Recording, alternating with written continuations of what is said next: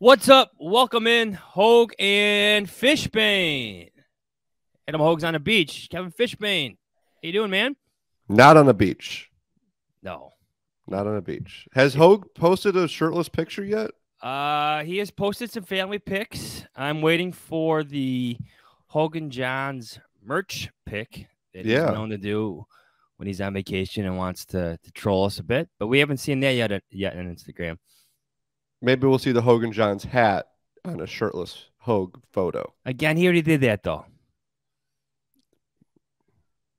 Yeah. He's done that before. He's got to be more original in that. Maybe the shirt. I'd hope so. Maybe a hoodie at night by the fire. That'd be a good one. They're good. That's good. I wore my Hoge Jahns winter hat to the grocery store the other day. Yeah? How many people came up to talk to you then? A bunch, I bet. None. Okay. How many came up to talk to you about the Cats? I thought this was a Northwestern podcast today. Yeah. How surprised are you that I even asked about the Cats? I'm surprised you knew the Cats exist. The Cats have beaten 2 top 15 teams. What was Indiana? 15 or 14? Yeah, 14, I believe. But they beat number 1? Yeah. It's pretty cool. This is your 5 minutes to get in right now, Kev. Yeah, I've never been more wrong about a Northwestern team than I was about this basketball team. Did you say 5 minutes? Yes. We want to keep these listeners for the upcoming roundtable. Yes. No, we do have a special episode. Yes. Yeah, it's been a lot of fun. I was at the Purdue game. I was at the Indiana game. I was very wrong about this team before the season, as was everybody who's followed this Northwestern team. I'll read a line. I was just reading John Greenberg's story. He talked about how Chase Audige, who's one of Northwestern's best players, got a standing ovation when he walked into his class on Monday. And John wrote, according to my records, the last time a Northwestern basketball player got applause entering a room was anytime Tim Doyle walked into the Mark II lounge. And for those of you who don't know, Tim Doyle, legend at Northwestern, and Mark II Lounge, a legendary bar on Howard and Western that Northwestern students would frequent on Thursday nights. Did John actually have the name of the class? It was a... Yes, he did. It was a capstone graduate class, graduate school capstone class. Okay, all right. So there you go. Well, so yeah, it's been fun. Go Cats! All right. Yeah, get those brackets, or at least start thinking about those a little bit, right? I think they're in. Yeah. Okay. I won't be sweating when we're at the combine and they've got a game against Penn State. I think they're in. Which night will that be? Wednesday night. We'll be out to dinner. I've already got reservations for us. Yeah, you do. Yeah, you do. Okay, you'll be watching on your phone. I'll be watching on my phone for sure. Yeah. All right, this is a Bears podcast. Anyway, you know the deal. You could read Kevin Fishbain and I on theathletic.com. You know our Twitter handles by now. Adam Hoge is on vacation, but his stuff is at allchgo.com. And we have a special episode again this week. We got a Bears Media Roundtable. It's going to get going here in about 5 minutes because it's truly the offseason. Kev, I made this mistake long ago. I'm going to tell a John Fox story. We were in the airport on the way to Mobile, and John Fox is at the bar. He's at the bar with a couple colleagues, coaches on the Bears staff. And I go up to him. I go, hey, John, how's the offseason going? So the Senior Bowl is not really the offseason for coaches. It's only the offseason when you're eliminated from the postseason. And in this case, John Fox never made the postseason with the Bears. And he quickly corrected me. He goes, it's not the offseason. I can't do the John Fox. But quickly corrected me and said it wasn't the offseason because the season was still going. But now, Kev, we are truly here. What do you think? You got the Bears with the most cap space in the league. The Bears have the #1 pick. We're going to talk about this with Herb Howard from the Big Media, Sean Hammond from Shaw Media, and Zack Pearson from thebearreport.com. But your thoughts before we bring everybody in. Johns, when the team you cover is bad, the offseason becomes the season, right? And with this team, I think, thankfully because of Justin Fields, there wasn't this let's get to February, March I think fans were excited about this, but they wanted to watch Fields every week, which was a unique element to the season. But, you know, Ryan Poles, in a sense, he's the belle of the ball, right? I mean, you and I have both written about kind of their salary cap situation and their draft situation. I would say, except for Brett Veach, is there a GM right now that isn't kind of? There's probably a few other GMs. You know, I throw Howie Roseman in there and John Lynch, but there's probably a lot of GMs very envious of Ryan Poles, his resources, draft and cap wise. So yeah, it's going to be a very interesting next 2 months here. Well, he's on the different side of the spectrum of GM, isn't he? You have those guys, winning GMs, guys who have proven themselves, and you have Ryan Poles, who is trying to, for the first time in my decade plus of covering this team, a true rebuild from the top down. True, can we call it that? Yeah. I think Ryan Pace. The problem with Ryan Pace was he had Jay Cutler for 2 years, so that he did it to a sense. I mean, you go look at the difference between the 2014 2015 rosters, and that does look like a rebuild, except you still had Jay Cutler, you still had Alshon Jeffrey, you still had Matt Forte. It couldn't really, like, there was still some time before you got to what they built, which was the 2018 team. But Ryan Poles wants to avoid that, right? He's talked about this over and over again. He does not want that blip. He does not want that 2001 and then 2002. He doesn't want that 2018 and then 2019. He wants to build something. Look, I mean, it's unfair to use Kansas City as the example because you can't just build a dynasty. But that's what the team he's most familiar with, and that's the team everyone's trying to be. You want a team that's going to be a contender every year. Well, you could try to build a dynasty. Yeah. And Ryan Poles has seen a lot of mistakes, seen a lot of hits and misses in the draft, hits and misses in free agency, and has learned from a lot of different voices, a lot of different football minds in Kansas City, a lot of different ways to go about it. And now you have this dynasty that he just left a couple years ago. He's got a Super Bowl ring from him, does he not? He does. Hey, before we let our friends in, what do you think of Matt Nagy's dance? Oh, I was going to save that one for everybody. All right. Bring them all in. Bring them all in. That could be the opening question. All right. We have Sean Hammond from Shaw Media, Herb Howard from the Biggs Media, Zack Pearson from the BearReport.com. First question, fellas. Did you guys see Matt Nagy dance? And what did you think? Yeah, I saw a clip. I saw a couple of clips. It was interesting. You know what? Good for him. Good for Matt Nagy, man. He's living life. He's a Super Bowl champ. It's whatever, I guess. Yeah, he's earned his right to dance however he wants, I suppose. Hey, it's good to see the man happy. It's good to see him doing this thing, right? I liked when he put the hands in the coat pocket. Like, that's when you like that was because he felt like that's he was an old doing man something dance really move, cool. Though. That's an old man dance move. He's not that old, too. I mean, he's not. Yeah. Yeah. Do you think he knew any of the songs that were playing, or do you think he was just kind of just vibing along to like whatever was going on? Yeah, he probably knows some of the songs. He spent enough time around all them young dudes. You just start to learn stuff. You hear it so much, you just start to learn at least the tune or the hook or something. So he probably knows some of it. My favorite clip was him actually. Like, it looked like he was counting down as Patrick Mahomes was chugging the beer on the top of the bus. But yes, good for him. He missed the first one, obviously, because he was the Bears head coach. And I think that always kind of stuck with him. And then Cody Parkey, as we've said multiple times on this podcast, broke the man. Things changed after that. But, hey, thank you, everybody, for joining. Let's have fun. Let's keep this organic and just freewheeling here. So let's talk about the Bears here. Let's start with Justin Fields. I think the trade conversations about him are getting a bit out of control. It's a bit ludicrous. I think some of the conversations nationally about trading him are a lot different. They're just different than what's going on here locally. What do you guys think of it? Just in general, like trading Justin Fields and the conversation of it right now.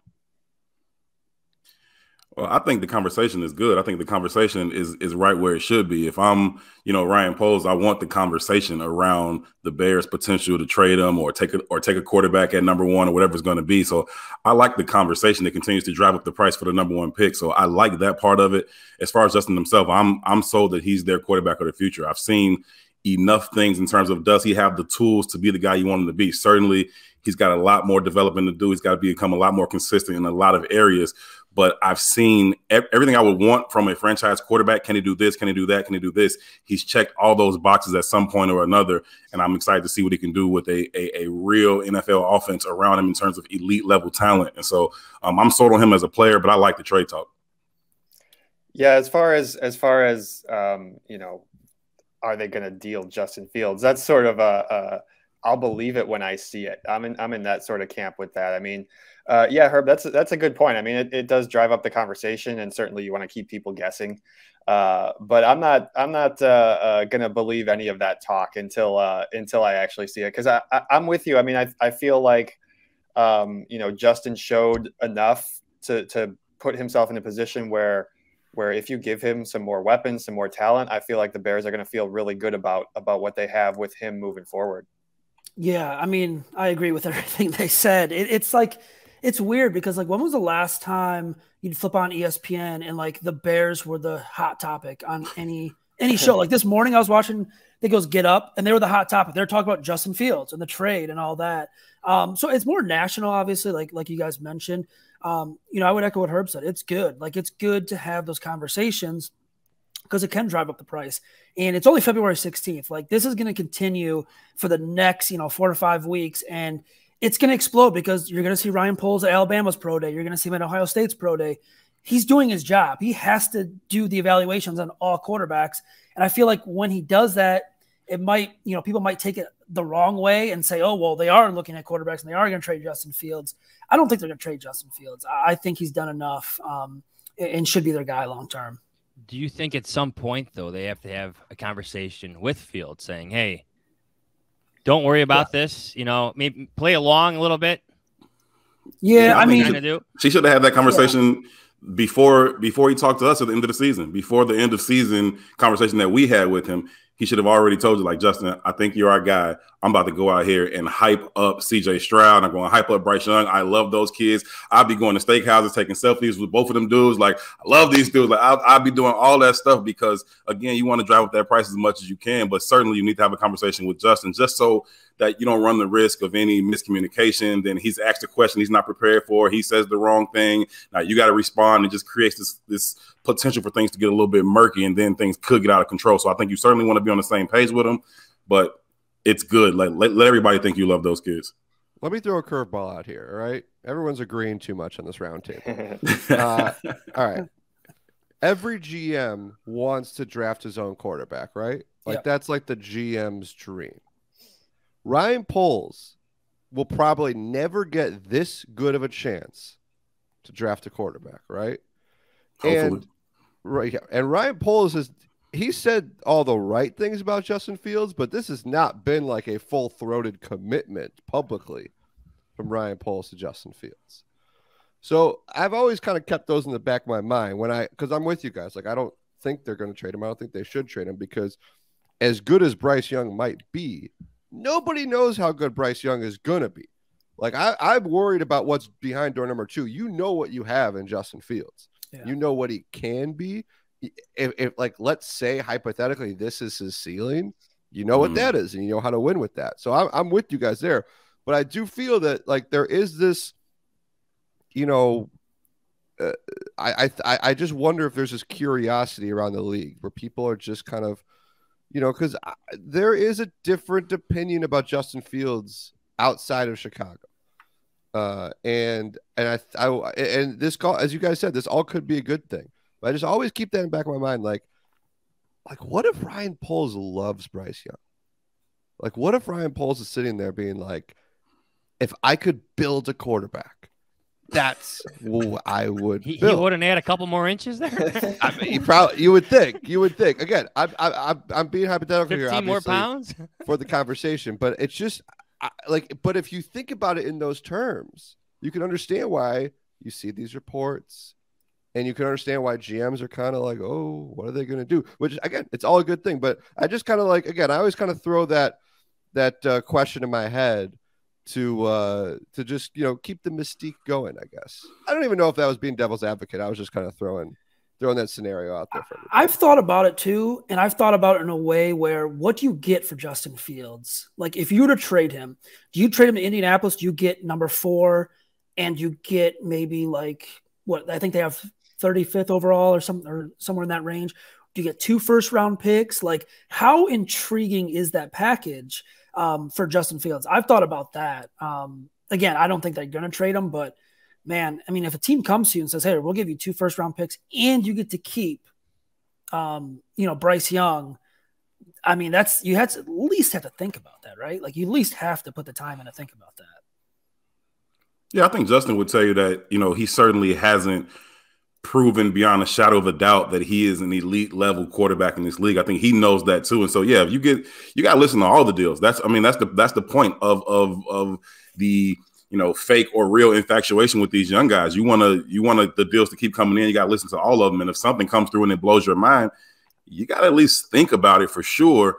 I just look at it and say, if Justin's coming out right now, do I think he's a better prospect than the kids that are coming? And I think he is. It'd be different if this was an Andrew Luck year or even like a Cam Newton year. Like, here's a guy we know that whatever, he's got all the measurables and everything else. These guys, while they certainly have some very, very intriguing skills and they've had phenomenal careers so far to this point in college, there's some still questions about them. And so if this was Andrew Luck, I'd probably be ready to pull the trigger on Justin too. But that's not what's happening this year. And so I would just kind of continue to raise that price, but stay with my guy. Yeah, and it's starting the clock over at the quarterback position too. You got a guy like Justin Fields with 2 years of experience, and sure that first year was kind of a wash with the Nagy weirdness and everything that was going on, but still he played in 10 or 11 games, and obviously he started all of last year. Yeah, Herb, you don't know, there is no slam dunk necessarily. There is no Andrew Luck in this draft. And so there's going to be question marks with every guy. And are they willing to start that clock over, or do you want to, play out Justin Fields' rookie contract here for another couple of years and see what you can build with this guy who showed some promising things last season and maybe with a little more help could keep improving his game and certainly as a passer. So what do you guys do with the first pick? Do you trade it? Do you actively pursue trade partners? Do you wait for GMs to come to you? Or do you sit there and look at Will Anderson or Jalen Carter and say, I need this guy so badly for my defense because my pass rush sucked that bad last year. I'm taking him. What do you do? Let's start with you, Zach. Personally, I listen to every offer. I trade it. I take the best offer on the table because I look at this Bears roster and they have holes everywhere. He needs to acquire as much draft capital for this year, next year as possible, in my opinion. Where it gets dicey is like, are you trading back to like the teens? Like, are you going back that far? Cause then you're talking, okay, you're probably going wide receiver, offensive tackle, like the edge rushers in this class. The defensive linemen are pretty stacked up front in the top 10. I think you trade it. I think you try to get into the top 10 still. Maybe land, someone like Tyree Wilson out of Texas Tech. That's not a bad fallback option. And acquire more draft capital. But if you do stay at 1, I'd go Will Anderson. That'd be my guy. Herb? Yeah, I would definitely trade it. I would not actively shop it. I wouldn't call people. I think you call them. I think that kind of lowers the price a little bit. So I would just wait to see who's going to call me. All the while, I would continue to, be in love with the number 1 pick, whether it's the quarterbacks, whether it's Will Anderson, whomever. I am in love with the number 1 pick. I'm perfectly fine. You're going to have to move me off this spot. So I'm not calling anybody, but I would certainly listen to all the calls. Ultimately, what I would do is trade the pick, right? I would, like Zach said, I would trade it to the highest bidder. I would not go any further than I'm comfortable or not going to assure myself that I'm going to get a kid that I absolutely love. So if that's, if you talk about, Jalen Carter or Will Anderson, and maybe you think 2 quarterbacks are going to go, then, okay, maybe I can go down to 4 or maybe 5 if talk about Levis or whoever. So maybe I can get down to 5 or 6, whatever it is. You figure out how far you can go down and still get a prospect that you absolutely love, and then that's the lowest you can go. I wouldn't go any lower than that, but I would certainly be looking to trade the pick, and I would go with Jalen Carter. That's just I like to build defenses inside out. That's just my preference. I love Will Anderson. I tend to think that edge rushers should be your final piece if you're building a defense, right? Like if you make them your first piece, it's kind of a little bit easier to neutralize them with chips, with rollouts, boot away from them, those types of things, double teams. But if you got that game-changing defensive tackle in the middle, just disrupting things right in the quarterback's face, I would go that route first. But I would definitely trade down, and I would look to get Jalen Carter. Based on everything that Jim Irsay has said, I'm getting a direct line to Jim Irsay. I'm not even talking to Chris Ballard. I'm saying, here's my price. You want a quarterback. You've made that very clear over these last couple of weeks. So here's my price. And then you know what? You put down the phone and you call up the Texans and you say, hey, I got Jim Irsay on the other line over there. Yeah, I do think they're going to trade. He's throwing out all sorts of crazy stuff. I do think they're going to trade the pick, or I think they should trade the pick. Certainly, if you're keeping Justin Fields, you should look to trade that pick. And yeah, I mean, of course, you're gonna field offers from whoever's out there and might be interested. But I think that ideal scenario is staying at 2, staying at 4, because you still have a chance to get a Will Anderson. Or one of those top defensive guys, if you're in that range. The further down you go, the bigger the question marks are going to be. And I do think that there's going to be teams like the Colts, like the Texans, who are going to want to get their quarterback in this draft. And that plays right into Ryan Poles' hands.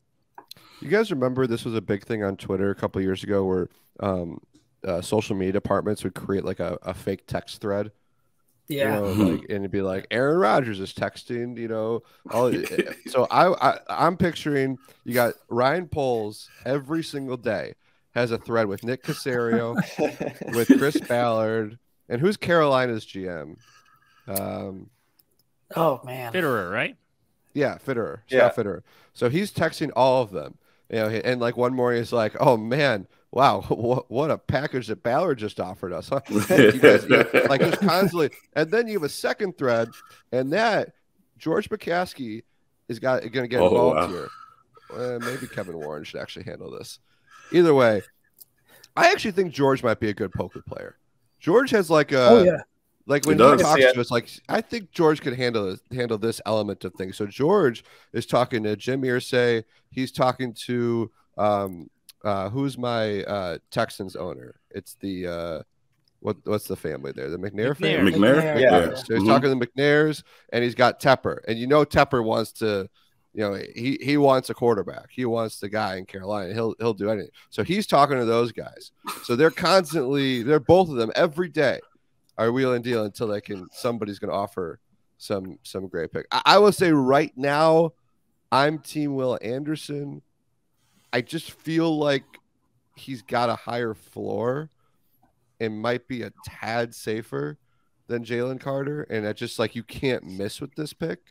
Like it has to be. But I think the problem there is, Jalen Carter's probably got the higher ceiling. Because, I mean, I think we've all saw what Chris Jones, Fletcher Cox, or if you want to talk Aaron Donald, we've all seen what these guys do. And they wreck this is football now. Those guys wreck games. I think you also got to consider like what questions can they answer in free agency, right? Or maybe what questions can they answer via a trade package with this pick, right? So maybe you get a DeForest Buckner that comes back or something like that. Maybe you're able to sign one of these premier D tackles in free agency, and if you can do that, then that kind of dictates what you do in the draft, or vice versa. Whatever questions you're able to answer via free agency or via trade, that will kind of give you your plan going into the draft. And if you look at the Eagles, guys, don't you think that like they should be acquiring 5 defensive linemen? I love the way Philly just rotates those guys in and out, and like he didn't help them Sunday. That's true. No, well, it was the turf, Herb. It was all the turf. Yeah. But yeah, I like the idea that go if you could get now. Maybe if you get Darren Payne, you're probably not drafting Jalen Carter, but you still draft a 3 tech in the 3rd round, maybe. Like I just think you got to build up both those lines. Round. Yeah. That's what's crazy about Robert Quinn going from he was the guy in Chicago and he goes over there and he's one of Yeah, like you're saying, one of 5, 6, 7 guys. To add to your text scenario, Kev, if you're Ryan Poles, what you do is you have all the GMs there and you're talking. Then they wake up one morning and Jim Irsay has been added to the conversation. You know what I'm talking about? For the iPhones, you just surprise them. Then all of a sudden, you get the picture of Jim Irsay on a horse or whatever, on a pig or whatever he was on at Lincoln Park Zoo. I'm on a horse. Yeah. then it changes. And then you add more teams. Suddenly John Schneider's in. He's the Seattle's in the conversation. Yeah. Here's Terry Fontenot. Yeah. And then somehow Aaron Rodgers gets in the conversation. I'm not sure how, but Rodgers is going to get it. He comes back from his retreat. Stir it up. If you're Ryan Poles, we're all going to the combine, right? You just set yourself up like the reporters do, at that Starbucks, at JW, and just make yourself available. Yeah. Right? Just sit there and just enjoying your coffee and just have them come up to you one by one, making small talk. Small talk leads to more serious conversations, and just go with it. Just go with it, because he's going to be the most popular man there in Indianapolis, from agents to GMs who need quarterbacks to teams who are willing to trade potential wide receivers. Ryan Poles is going to be a very popular man. Herb, you mentioned free agency. So let's start with you. What do you do with, $98 million in cap space or something like that? Mm-hmm. You lead the league with that much cap space. What's your plan A? What's your plan B? What's your plan C? I think you got to look at it in totality, right? So you look at the draft, you look at free agency, you look at what positions are strong in the draft. Where can I answer what questions? Like Zach said earlier, they've got a ton of questions, so they got a lot of holes to fill. So just figure out where can I answer which questions. And once you figure that out, then you go into free agency with your plan and say, okay, we probably can't get this question answered in the draft, or we can't get this question answered via trade. We've got to answer this question with our money. And then you go to it, right? It's wide receiver, it's O-line, it's D-line. It's what we all know, right? It's where they think they can answer them matters. And I don't think they should be worried about the money, because I think you got to come back with the number one wide receiver this year. Now, I don't know if you can get that in the draft or not. So I think most likely that would be what I would be thinking in terms of free agents or trade or whatever it may be. And so I've been hearing people talk about, you can't afford to pay Devontae Adams, or you can't afford, just they can, they can. And they talk about their age and are they getting too old? I'm looking at a 3-year window before you got to pay Justin. And so that's what I'm looking at. And I think that Devontae Adams, D-Hop, they can certainly give you 2-3 more good years of really, really high level football as a number one. And so go get one of those dudes. If Devontae Adams is a legit option, go get him. Whatever, go get him. And then put him number one, and now you still got 2 and 3, and you're good. Now you got a legitimate wide receiving core. Start to answer your questions on the O-line and the D-line. But I say they got to come away with the number one wide receiver. And if you don't think you can do that via the draft, which I'm not sure they can, I would be looking to do that in free agency or trade. Well, it's part of the reason why they traded for Chase Claypool, right? It's not considered a good year for receivers, and there's a lot of unknowns in free agency. To your Devontae Adams point, that's a trade candidate. I would put him at the top of the list. T. Higgins would be my number one target. According to Bears Twitter, T. Higgins is already on the roster. No, he's already on the roster. I have seen it's all set. Yeah, according to Bears Twitter, I'm still concerned about that though. I like T. Higgins. Concerned though. I like him. But he hasn't. I need a proven number one. I don't want any more projections. We've got projections with Mooney. We got projections with Chase. I want somebody that I know for sure when he walks in Hallis Hall, he's the number one target. Sean, who would you who's your number one lineman? Who would you go offense, after? Defense, we talking line? Both. Yeah, offensive line. I mean, it's hard to say who the number one guy is. Orlando Brown's certainly an option. I think the Chiefs could wind up tagging him. Mike McGlinchey from the 49ers. If you're looking for a right tackle, if you want to, I guess, you could move Braxton to the right side, but I feel like it could be just as beneficial to bring in a a starting caliber right tackle and pay big money for that and leave Braxton on the left side and go ahead from there. I think a guy like him, I think a guy like Caleb McGarry could be your answer there. I do think that is a position where that's one of the few positions where I feel like Ryan Poles is going to be willing to spend big money. I know he's got all this space, but I still feel like he's going to be fairly conservative in terms of, I don't think this is going to be like the Patriots a few years ago where, they're giving out 5-6 big contracts, but the Jaguars every single year. Yeah. Or the Jaguars last year. But I think he's going to be really selective about picking the spots. And I think that those tackle spots are one of those. And certainly the defensive line is another where he's going to be okay with spending big money to bring in a guy, on a multi-year contract. I think either one of those guys, McGlinchey or McGarry, or if Orlando Brown does hit free agency, certainly you're going to take a look at that. They need to improve that offensive line, and they know that. I'm curious what their postseason true evaluation was of Tevin Jenkins and what they think his ceiling is. I'm curious what they like. As Sean mentioned, if Orlando Brown's available, do you move Braxton? I mean, I could see like you get Orlando Brown in a 2-3 year deal and then have Braxton be your backup, and then Braxton can take over if he need, like at some point. I don't know about moving him to the right side, but it's a weird offensive line. You could convince me they need 5 new starters. You really could. You can convince me they need 2 new starters. That they're fine with Tevin Jenkins. They're fine with Braxton Jones. They still love Lucas Patrick. There was no newcomer last year that front office loved more than Lucas Patrick. Yeah. And we never saw him really at center all year. So where's he at? Like, where are they at with him? Do they think he could still get to where they thought? It's the offensive line, I think, to me, might be the most interesting position this upcoming free agency draft, because that's the position we know Ryan Poles and Ian Cunningham, it's their expertise. That's the position that's so important. It's a position that's eluded the Bears forever. What do they think of these guys, and how many new starters do they bring in? Didn't it kind of feel like, even though Tevin Jenkins played really well, there was still a lot of uncertainty? Like, we were kind of all in that locker around the team. It just felt like week to week, there was still like, okay, he has a bad Wednesday practice. This guy's on the bench for like 2 weeks or something like that. It was like the oddest thing. And the whole situation was odd, coming into training camp, missing those days. Zach, too? Remember when he was splitting time early in the season at that right tackle or right guard spot? With Lucas Patrick. Or Patrick Lucas, as is referred to before as well. I think they got to build in the trenches. Like, I think you look at defensive line, you look at offensive line, you solidify that. If you give out some big contracts, that's where I want it. I agree with Herb. I think you got to find a wide receiver, number one. I don't think there's one out in free agency. Like, I look at these guys, you're going to have to get in trade. Like, you're going to have to give up some assets. And then I'd sure up. I'd look to see, hey, can we, Nicholas Morrow, what do we do with David Montgomery? Guys like that. Can we bring guys back that are familiar here that were here last year? But I would build in the trenches. I would start defensive line, offensive line.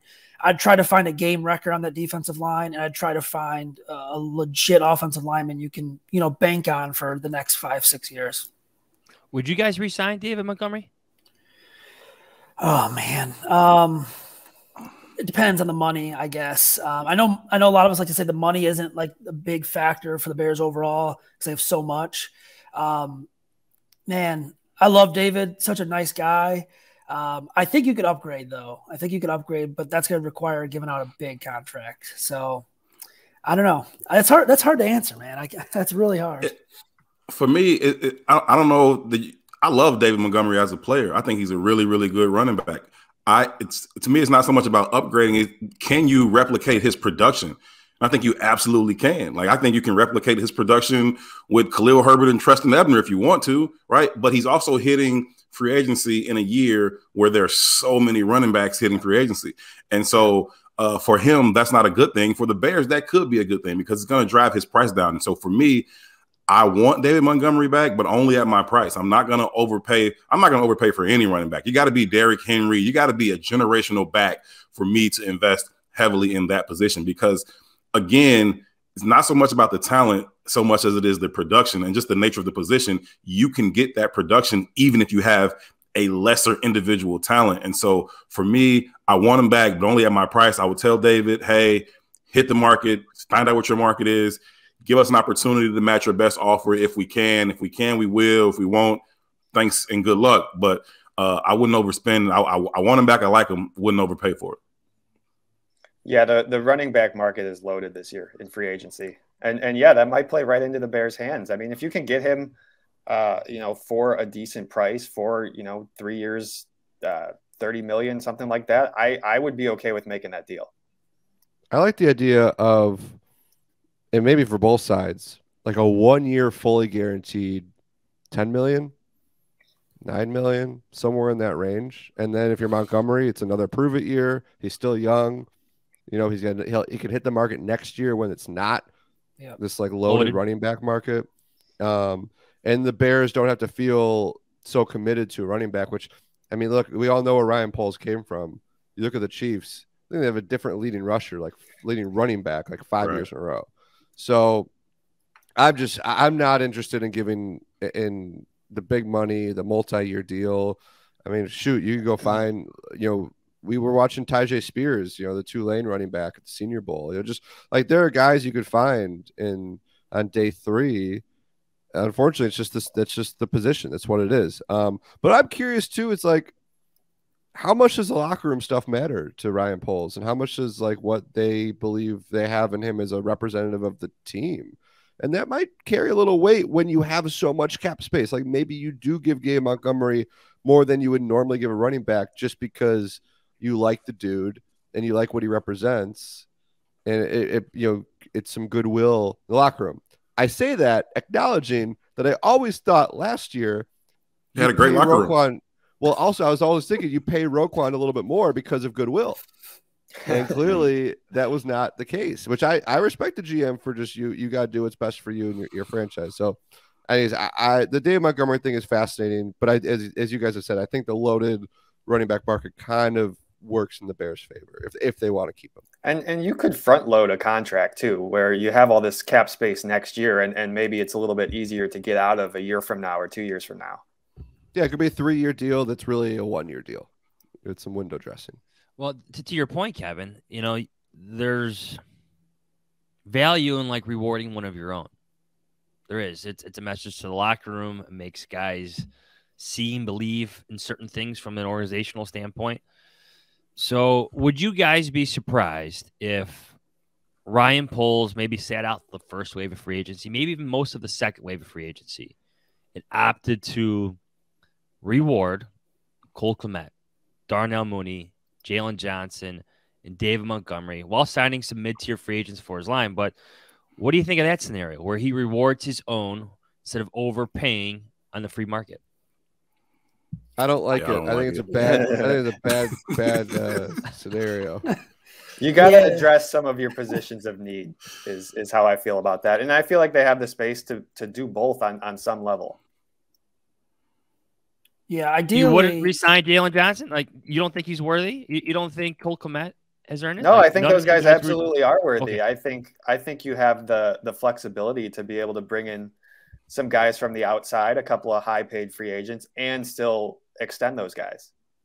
Yeah, I agree with that. I think you go out and you get, like I said, get a game record on the defensive line, get an offensive tackle, sign Jalen Johnson, sign Cole Kmet, sign Darnell Mooney. I think you have the flexibility to do that. Okay. I think with Jalen Johnson, I wonder if he's the type of guy we get the old Ryan Pace last week of August contract. Yeah. Extension. I wonder if he's somebody they want to see one more training camp from. One more, because remember, Jalen Johnson missed, was it the April voluntary practices last year? Got off to a bad start with the new regime. Started off as a backup. Yep. Proved himself, to his credit. But and had a good year, I think. The Detroit game, he was injured, but that kind of lingers a little bit in your mind. I wonder if he's the type of player that they wait this out. Like with Kmet, I think that's just easy.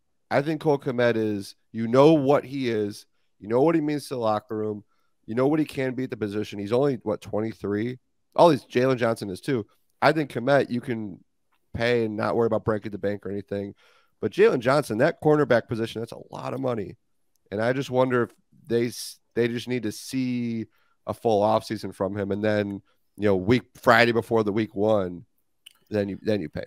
It's a good defensive back class too in the draft. Like it's a pretty solid class. So you could even take a defensive back day 2 just as a backup plan, and let it play out. Because even if you sign Jalen Johnson to an extension, you still have a young rookie you can develop that can play alongside Kyler Gordon, Jalen Johnson, and whatever happens with Kindle Vildor too. So yeah, I could see that happening.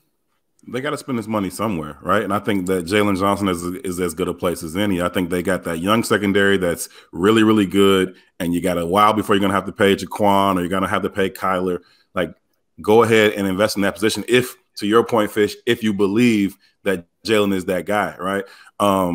As far as the free agency, what you was talking about, Johns, they got to go get some top-end dudes. Like, they got to get some game-changing dudes, not – I feel like that's where you came in with Justin Jones, or that's where you came in with Nick Morrow. You got to get dudes, like real dudes. And so I think they're going to have to jump out and make a splash day 1, day 2, at least start to answer some of those questions. And then you can figure out, okay, where can I maybe find a better value to answer some of these other questions? Because now I know I got this thing solidified. What if the Bears miss out on those guys, though? Let me play devil's advocate here. Let's say they do offer Darren Payne a big contract, but he wants to go play, I don't know, who could be a contender? The Rams or somebody who's going to make another run at this. The Cowboys. Mm-hmm.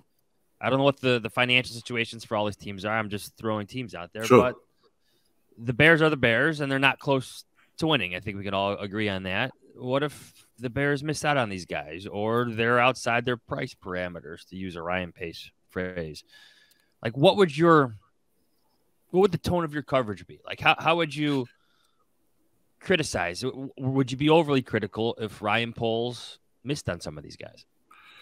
Yeah, and I would kind of lean the other way in terms of I think the Bears are so far away from winning. I don't think they are. I think that a good offseason, they could find themselves in the playoffs this year. I don't think they're a legitimate Super Bowl contender, but I think they could be year 2, year 3 from now. You know what I mean? I think this year they could legitimately compete for a playoff spot if they hit this offseason right. And I think that's what you're selling to these guys. That's what you want to bring in. And so you want to take a stab at those guys, those high-end guys. If it's a Deron Payne or whoever it is, cool, go offer him. If he chooses to go somewhere else, now, I'm not saying just go be stupid with your money, right? If you can't get the high-end guys, it doesn't mean give the tier 2 guys the tier 1 money. Like, no, now you got to figure out some more valuable ways to go about spending your money.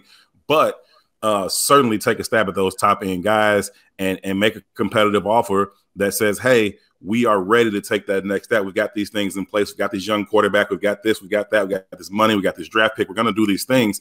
And I think that you could sell some guys on one to play football for the Chicago Bears. So I would do that first. If that doesn't hit, then yeah, you got to go back to the drawing board, because I wouldn't overpay for, second tier guys. Look, I think we joked about the Jaguars earlier, right? Every year, like, top free agents go to the Jaguars.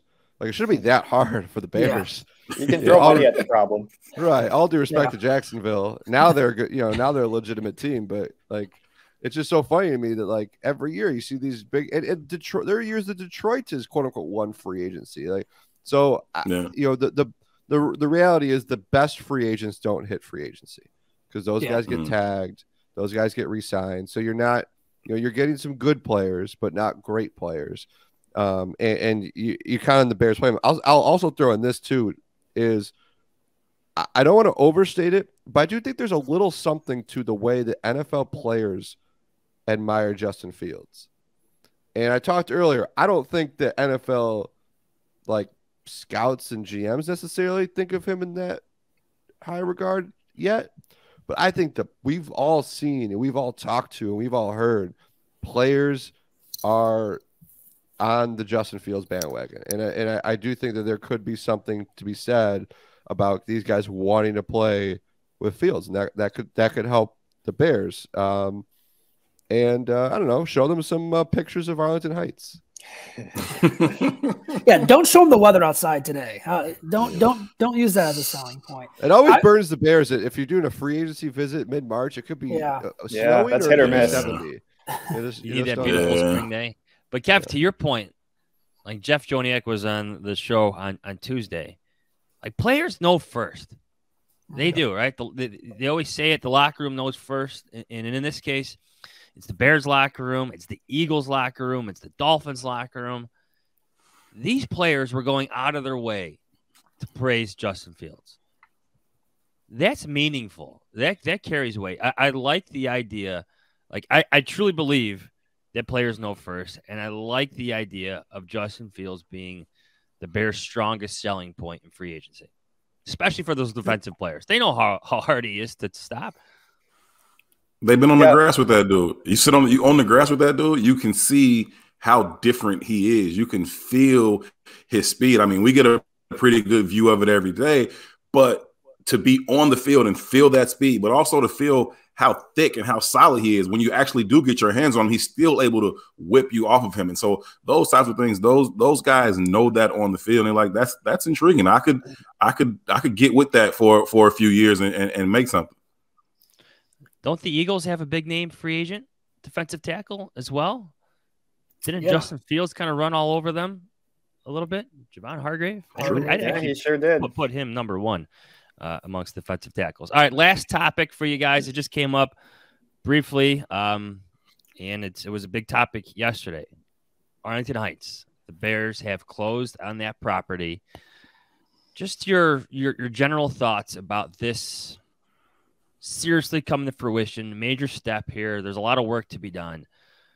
But what do you think is next? And what do you think about the Bears movement to Arlington Heights now that this looks like a real possibility? Well, I thought it was interesting that their open letter sort of dangled that continued to dangle that aspect that, oh, this still might not happen. You know, we still have a lot of work to do. We're going to need some help. And they like to point out that they're not going to ask for public funds for the stadium itself. But this is obviously a really multifaceted project that's going to, you know, they're going to need help in some way, shape, or form with infrastructure and whatnot. And so, yeah, I mean, they're moving in the right direction. They certainly want this to happen. But, you know, if you read between the lines a little bit, I still feel like they're kind of hinting at the fact that they're going to want some help on this. Is this the I don't know if this is the perfect analogy to the homeowners here, but is this like saying we'll handle the down payment, you guys just have to pay the mortgage for the next 30 years? Just do the rest of it. Yeah. That's all. Take care of the rest of it. Yeah. So no, it's about time. I mean, we all saw it coming too, right? Like, I mean, it was the worst kept secret. Yeah. Like, it's about time they're going to get a state-of-the-art stadium. They're going to have one of these stadiums that you can put on display. You can host, you know, NCAA tournament games, a Super Bowl, you know, big events that you really couldn't host at Soldier Field. So I'm excited for it. I think it's going to be awesome. Obviously, like Sean said, they keep dangling out the, you know, we're still in the process and all this, but I mean, it's just kind of about time. I mean, you guys have all seen these crazy stadiums and been to these crazy stadiums across the NFL. It's like, it is. We deserve that. Yeah. We deserve to work there, Zach. Yeah. The difference between those stadiums and Soldier Field is just like mind blowing to me. It's crazy. Every single one of them, every single stadium we've been to is like, yep, this is better. This is better too. Yeah. Oh, this is better. I remember going to Cleveland last year. I was like, Cleveland won't be better. It was. And I was like, dang. I mean, even Lambeau Field was everything. But it's also everything they've got going on around it. Like what they've done just around Lambeau is absolutely ridiculous. Changing the media parking lot notwithstanding, that was terrible. But everything else they've done around it is really, really nice. And I think that the Chicago Bears fans, they deserve that. I think their beat writers deserve that. It's going to be a cool thing. I think we've seen that. I thought for a while they were just kind of doing the same thing they're doing with the number one pick, is kind of selling it and using it to drive up the price for the city of Chicago to go ahead and pony up. I felt that way even at Kevin Warren's introductory press conference. And so they was, we're solely focused on this. I'm like, man, they are landing on thick for Lori Lightfoot in the city to go ahead and pony up. But now they go ahead and actually put the money down and close this deal. I don't think you go buy that land just as an investment to, I don't know, sell it later to somebody else. Maybe. I mean, they own it now, so you can do whatever. But I think they're going to go ahead and do it. And I think good. I think it'll be fine. Everybody's like, oh, it's terrible. The Bears belong on the lakefront. Nobody's going to go. Everybody's going to go. It's going to sell out every single week. People are going to drive to Arlington Heights. You're going to forget about it. The Dallas Cowboys playing Arlington. The New York Giants playing a whole other state. Like, it doesn't matter. It doesn't really matter. Like, you know what I mean? So it'll be fine, especially once they see that state-of-the-art stadium that gets built out there. I think it's going to be phenomenal. And I look forward to it. Guys, thank you so much. We have Zack Pearson from the Bear Report, Herb Howard from the Bigs Media, Sean Hammond from Sean Media. Guys, thank you so much. Thanks for having us. Absolute pleasure. Thanks for having me. Yeah, for sure. I can't do the David Kaplan goodbye. I don't even know what to say there. I had to wrap it up. But, the take that. Take that. Yeah. No, I'll see you guys in Indianapolis in a couple of weeks. Yes, let's go have some fun, fellas. Indeed. Yeah, let's go have some fun. Thank you, fellas. Hey, since we're all so busy, it can be hard finding clothes. And not just clothes that you like to look at, but that actually fit you the right way. Well, men's closets were due for a radical reinvention, and Rhone stepped up to the challenge. Rhone's commuter collection is the most comfortable, breathable, and flexible set of products known to man. And here's why. Because Rhone helps you get ready for any occasion with the commuter collection, which offers the world's most comfortable pants, dress shirts, quarter zips, and polos. You never have to worry about what to wear when you have the Rhone commuter collection. Their comfortable four-way stretch fabric provides breathability and flexibility that leaves you free to enjoy what life throws your way, from your commute to work or your 18 holes of golf. Man, I can't wait to get back on the golf course. I have a pair of Rhone pants and a button-down that I love because you can pretty much wear it anywhere. You can dress it up, dress it down, wear it golfing. You really can because of the fabric and how comfortable it is. The commuter collection can get you through any workday and straight into whatever comes next. Head to Rhone.com/Adam. Use promo code Adam and you'll save 20% off your entire order. That's 20% off your entire order when you head to Rhone, RHONE.com/Adam. Use code Adam. It's time to find your corner office comfort.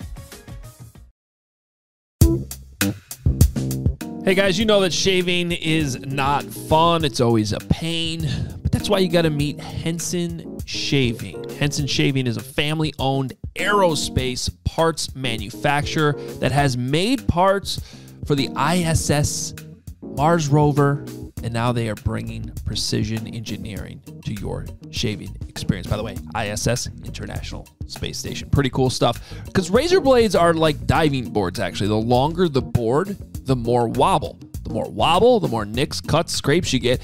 Bad shave isn't a blade problem. It's an extension problem. So by using aerospace grade CNC machines, Henson makes metal razors that extend just enough, less than the thickness of a human hair. That means a secure and stable blade with a vibration-free shave. And it gets better. The razor has built-in channels to evacuate hair and cream, which makes clogging virtually impossible. Seriously, Henson Shaving wants the best razor, not the best razor business. That means no plastic, no subscriptions, no proprietary blades, no planned obsolescence. The Henson razor works with standard dual-edge blades to give you that old-school shave with the benefits of new-school tech. Once you own a Henson razor, it's only about $3 to $5 per year to replace the blade. Seriously. All right, I'm going to be honest with you. I am not a big fan of razor blades. I typically use the electric way to go about this, but Henson Shaving, you're going to want to check it out. The blades are great, but also the weighted handle is a huge difference maker as well. I really like it. It's time to say no to subscriptions and yes to a razor that'll last you a lifetime. Visit hensonshaving.com/Adam to pick the razor for you. Use code Adam. You'll get 2 years worth of blades free with your razor. Just make sure to add them to your cart. That's 100 free blades when you head to HENSONSHAVING.com/Adam, HensonShaving.com/Adam. Use code Adam.